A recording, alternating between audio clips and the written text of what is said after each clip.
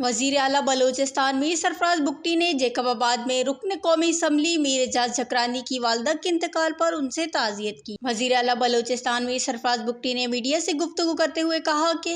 دیکھیں، پہلے تو یہ سبجیکٹ بڑا ڈائسی ہے، یہ اسٹیبلش کر لینا کہ کس نے کس کو انفورس ڈسپیئر کیا، یا انفورس ڈسپیئرنسز ہیں یا سیلف ڈسپیئرنسز ہیں، اور کاؤنٹ ڈائسی ہے، لیکن ان تمام چیزوں کے باوجود پاکستان پیپلز پارٹی کی حکومت نے ہم نے اسپیشل لیجسلیشن کیا ہے بلوچستان میں،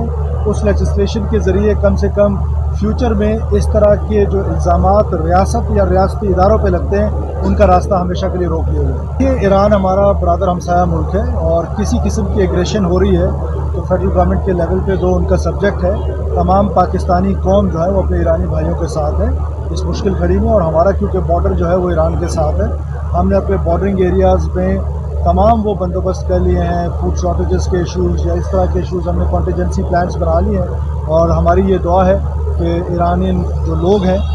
ان کا